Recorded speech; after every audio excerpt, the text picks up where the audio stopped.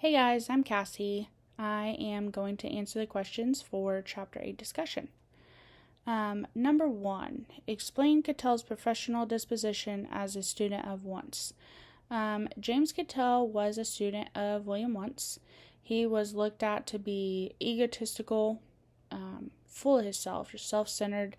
Some viewed him to be racist, while others viewed him to be just misunderstood. Regardless, he was a great psychologist that contributed a lot to psychology.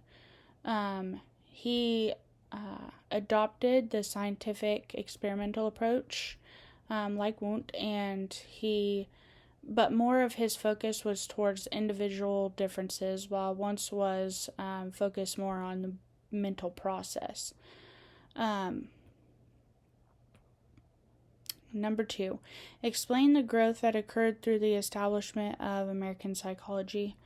American psychology grew from being more of like a philosophical field of study to more of a scientific field of study.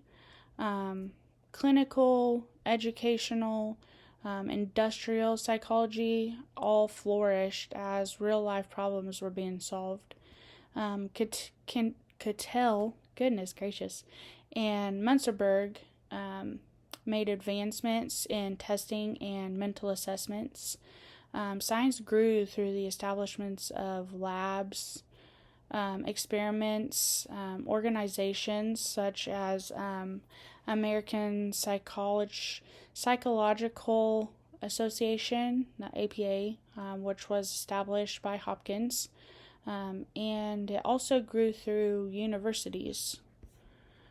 Number 3. Due to economic burdens, what form of employment did many applied psychologists turn to for income?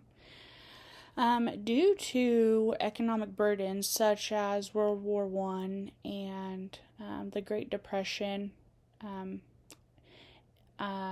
it led many applied psychologists to turn to industrial organizational psychology, government work, advertising and marketing research, and employee testing.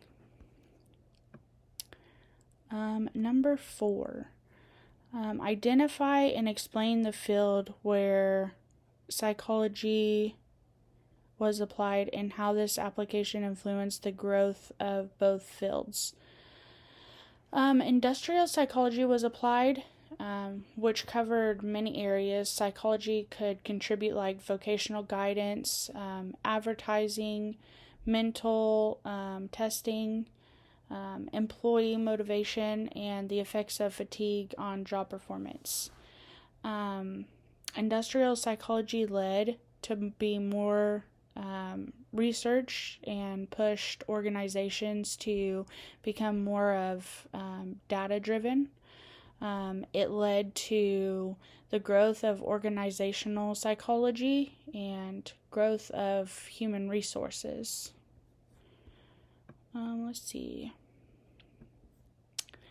Number 5.